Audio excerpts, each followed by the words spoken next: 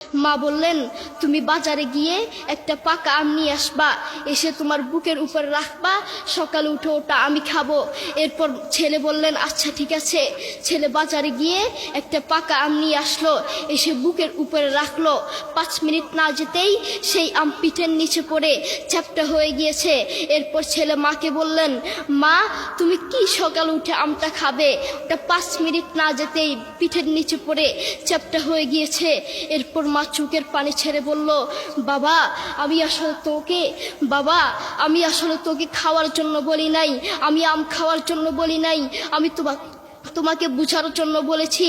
তুমি আজ একটা রাত এই আমটা রাখতে পারো নাই, আমটা বুকের উপর রাখতে পারো নাই।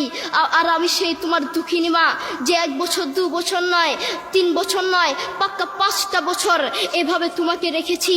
আমিও যদি তোমার মতো এভাবে ঘুমাতাম, তুমিও তো আমার পিঠের নিচে পড়ে চ্যাপ্টা হয়ে যেতা। এরপর ছেলে চোখের পানি ছেড়ে বলল, মা আসলে আমি বুঝতে পারি নাই তুমি কি জিনিস আসলে আমি বুঝতে পারি নাই। সৌদি আরবে এক আদালত হয়েছে। আদালতে 2 ভাই ঝগড়া করছে। এক ভাই বলছে মাকে আমি রাখবো, আরেক ভাই বলছে না মাকে আমি রাখবো। দোনো ভাই ঝগড়া করছে মাকে ঘরে রাখার জন্য।